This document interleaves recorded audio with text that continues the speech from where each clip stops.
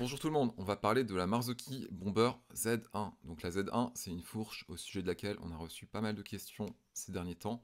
Et cette vidéo va permettre de tout comprendre sur la Z1. Donc la Z1, concrètement, c'est une fourche qui est sortie à l'origine en 1997 et qui était conçue et fabriquée par une entreprise italienne qui s'appelait Marzocchi.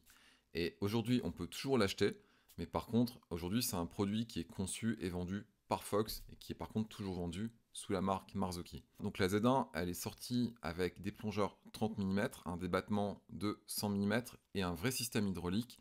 Donc tout ça, c'était assez révolutionnaire à l'époque, parce que concrètement, les standards de l'époque, c'était des fourches avec des plongeurs 26 ou 28 mm, des débattements de 50 mm, et tout ça basé sur des systèmes en élastomère. Faut voir une chose, c'est que tout ça, c'était il y a plus de 20 ans, et à l'époque, la fourche a été donc très en avance sur son temps. Et Marzocchi, c'est une entreprise qui s'amusait bien et qui innovait pas mal. Donc par exemple, en 1999, ils ont sorti cette fourche-là, donc la Monster T, qui était en 180 mm, avec 40 mm de plongeur. Elle pesait 6 kg, elle avait un axe de 20 mm. Et ça ne s'arrête pas là. Par exemple, peu de temps après, ils ont sorti la Super Monster.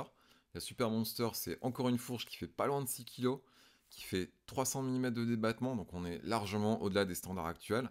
Donc Marzocchi, c'est une entreprise qui a fait des suspensions pendant 25 ans, et aujourd'hui, c'est plus une entreprise indépendante, c'est une marque qui appartient à Fox, de la même manière que Raceface ou Easton appartiennent à Fox, et ça, c'est depuis 2015. Donc depuis 2015, les produits Marzocchi sont vendus et conçus par Fox. Alors, pourquoi est-ce que Fox fait tout ça? Alors la première raison, c'est la segmentation. Concrètement, ça permet de vendre des produits qui partagent beaucoup de composants, mais sous des marques différentes.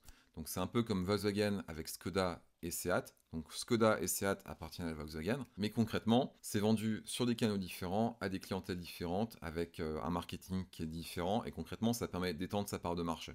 Ensuite, dans la suspension VTT, on a remarqué que concrètement, quand il y a trop de choix sous une seule bannière, les clients se perdent assez vite. Donc concrètement, avoir une marque bien différente pour des produits bien différents, ça permet de rendre la gamme plus lisible. Ensuite, ça permet à Fox de prendre un positionnement plus premium. Ensuite, la quatrième raison, c'est qu'ils se sont rendus compte que beaucoup de pilotes se perdaient dans les réglages des Fox Factory et Fox Performance, donc les versions haut de gamme des fourches Fox, et que concrètement, il y avait une place à prendre en fait pour une marque qui d'origine ne propose que des réglages simples, et c'est le cas aujourd'hui de Marzocchi. Et donc, la Z1, qu'est-ce qu'elle vaut? Donc la Z1, concrètement, on va l'aborder sous plusieurs angles. On va d'abord voir le châssis, ensuite on va parler de l'hydraulique, du ressort, on va parler du prix, et on va parler des upgrades possibles. Donc en termes de châssis, ça donne quoi? Donc le châssis, c'est le T et les fourreaux. On a un châssis qui est identique, quasiment identique à la Fox 36 Rhythm. Donc pour rappel, la Fox 36 Rhythm, c'est la fourche bas de gamme, entre guillemets, de Fox, mais qui correspond au moyen de gamme des autres marques. La seule différence, c'est au niveau de la forme de l'arceau des fourreaux. On a le M de Marzocchi. On a des fourreaux qui sont disponibles en 29 pouces, 27,5 et 26 pouces. La version 26, c'est une version dirt jump, je précise, c'est pas une version pour les vieux vélos. Les plongeurs sont en 36 mm comme la Fox 36, et on a des diamètres internes qui sont spécifiques. Au niveau du plongeur droit, on a la compatibilité avec les cartouches Grip, Grip 2 et Fit 4. On a un plongeur gauche qui lui est spécifique et qui n'est pas compatible avec les ressorts R des versions 36 Performance et Factory. Et ensuite, au niveau de l'alliage, on a un alliage d'aluminium série 6000, alors qu'on a du 7000 sur les autres Fox. Donc le 6000, c'est un peu moins cher, c'est un peu moins performant. Par contre, ça a un avantage, c'est que c'est beaucoup moins cher au niveau de la fabrication. Donc quand on a besoin de remplacer le T, par exemple quand on a les plongeurs qui sont rayés, ça coûte beaucoup moins cher sur une Z1 ou une Fox 36 Rhythm que sur une Fox 36 Performance ou Factory, donc ça a quand même un intérêt pratique qui est assez important. Ensuite, au niveau d'hydraulique, alors la cartouche d'origine, c'est la Grip, donc la Grip 1, qui est la cartouche entre guillemets bas de gamme de Fox, mais qui correspond largement au milieu de gamme des autres marques. Donc on a une cartouche qui est inspirée de la motocross, qui par défaut offre un bien meilleur maintien que toutes les cartouches héritées du cross-country. Et c'est vraiment une cartouche qui est certes considérée comme bas de gamme par Fox, mais qui n'a pas une conception bas de gamme du tout, et qui a servi de base en fait pour la Grip 2. Donc la Grip 2, c'est la cartouche très haut de gamme de Fox. Ensuite, au niveau du ressort, donc on a d'origine un ressort pneumatique avec une chambre positive et une chambre négative. Donc ça, c'est un ressort qu'on gonfle avec une pompe. On change la pression en fonction du poids et de la pratique. C'est tout simple. Et c'est le même principe qu'on trouve sur les versions Factory et Performance chez Fox. En option, on a un ressort coil qui existe. Donc ça, c'est assez unique parce que concrètement, ça n'existe pas chez Fox. Ça n'existe que chez Marzocchi. Cela dit, le kit coil de la Z1 est compatible avec la Fox 36 Rhythm. En termes de débattement, en 27.5, on a un débattement qui va de 130 à 180 et en 29 pouces de 130 à 170. En termes de prix, concrètement, c'est une fourche qui est vendue en général dans les 800 euros. Donc c'est une fourche qui est relativement abordable, il y a bien plus cher sur le marché. Mais par contre, il y a un truc, c'est que concrètement, il y a pas mal de gens qui achètent des vélos neufs, qui sont directement équipés avec des Z1, et qui ne se rendent pas compte que c'est une bonne fourche. Et qui se disent, ah, je connais pas la marque, c'est peut-être pas bien, je vais mettre une fourche neuve beaucoup mieux à la place. Et du coup, ils la revendent d'occasion pour pas cher. Donc si vous cherchez bien, vous pouvez trouver des Z1 neuves, qui ont été retirées de vélos neufs, et qui sont revendus pour 300 balles d'occasion.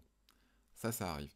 Ça, c'est des bonnes affaires. Ensuite, en termes d'upgrade, alors là, on a une fourche qui est assez intéressante parce qu'elle est compatible avec l'essentiel des upgrades qui existent pour la Fox 36. Donc, la cartouche haut de gamme pour Fox, donc la Grip 2, on peut tout à fait la mettre sur la Marzocchi Z1, il n'y a pas de problème, c'est compatible directement, il n'y a aucune transformation à faire. Le Vorsprung Smashpot, qui est le kit coil de Vorsprung, donc avec une butée hydraulique intégrée, est autant compatible avec la 36 qu'avec la Marzocchi Z1. C'est le même kit pour les deux fourches. Et ensuite, on a le Vorsprung Sicus, donc ça c'est l'extension de champ négative, qui est aussi compatible avec la Z1, il n'y a pas de problème. Donc ça permet d'avoir plus de confort, plus de réactivité. La seule upgrade majeure qui n'est pas compatible avec la Z1, c'est le Louvre capeux de Vorsprung, donc l'extension interne de chambre négative. Ça passe pas parce que concrètement, on est sur un diamètre interne qui est spécifique pour la Z1. Donc en termes de bilan, on a une fourche qui fonctionne bien. Elle fonctionne sans souci pour ce qu'elle est. Les performances sont largement au niveau du milieu de gamme des concurrents directs et on a des réglages qui sont simples, donc ça c'est plutôt cool. En termes de durabilité, c'est une fourche qui est révisable et réparable. Donc là, on hérite de la politique de Fox qui consiste à rendre le plus de pièces disponibles. Ensuite, en termes d'évolutivité, concrètement, on a une fourche qui est compatible avec l'essentiel des upgrades de la Fox 36. Donc c'est une fourche qui est vraiment évolutive, ça c'est plutôt cool. En termes de revente, ça passera toujours mieux qu'une Rhizome, même si c'est la même fourche. Mais ça passera moins bien qu'une Factory. Voilà. Donc le bilan au niveau de la revente, c'est mieux pour la Marzocchi Z1 dans l'ensemble. Donc le bilan, concrètement, on a une Fox 36 Rhizome, donc la Z1 est une Fox 36 Rhizome, mais qui passe mieux au niveau de la revente, et qui a un look typé Marzocchi, et qui garde les mêmes caractéristiques que la 36 Rhizome, c'est-à-dire c'est révisable, c'est réparable, ça marche bien, ça s'upgrade bien, c'est une bonne fourche. Et donc forcément, la question c'est, ah là là, on sait maintenant que la Z1 c'est une bonne fourche, donc est-ce que tout le reste de Marzocchi c'est bien? Alors, c'est pas le sujet de la vidéo, mais on va quand même en parler rapidement. Donc, un autre produit Marzocchi qui est assez populaire, c'est le Bomber CR. Donc le Bomber CR, concrètement, c'est la même chose que le Fox Van. Le Fox Van, c'est l'amortisseur coil entrée de gamme de Fox. C'est l'amortisseur le plus cloné du marché. Il a servi de point de départ pour le Push 11.6, qui est un amortisseur qui coûte 1400 balles. Ça peut surprendre, mais c'est le cas. Et c'est un amortisseur qui a servi de base pour plein d'autres amortisseurs sur le marché. Par contre, il est vendu beaucoup moins cher. Il y a des différences, cela dit, avec le van. Donc la couleur et la marque sont pas pareilles. Ça, on a compris, c'est la politique Marzocchi. Il est également disponible entre union et en métrique. Donc ça, c'est plutôt cool. Ça veut dire qu'on l'a autant dans des tailles en pouces anciennes que des tailles métriques modernes avec des têtes cylindriques modernisées, quoi. Donc ça, c'est vraiment cool, hein. C'est vraiment un amortisseur qui est disponible dans plein de tailles différentes, qui est compatible avec beaucoup de vélos. Et c'est un amortisseur qui est assez flexible au niveau de la taille, à tel point qu'on peut l'adapter à des tailles propriétaires comme les tailles pour les vélos track. Ensuite, on a la Bomber 58. La Bomber 58, concrètement, c'est une Fox 40, plus abordable, uniquement disponible en 27.5 et uniquement avec la cartouche grise. Ensuite, c'est la Bomber Z2. Donc la Bomber Z2, concrètement, c'est une Fox 34 Rhizome avec une cartouche spéciale. Donc on retrouve la même recette qu'avec la Z1 qui est basée sur la Fox 36 Rhizome. Là, on est juste sur un diamètre de plongeur plus petit. La cartouche spéciale, c'est la Rail. C'est une cartouche qu'on a commencé à retrouver chez Fox avec la Fox 34 AWL. Voilà, j'espère que c'était intéressant. Si vous avez des questions, faut pas hésiter à nous contacter et à la prochaine.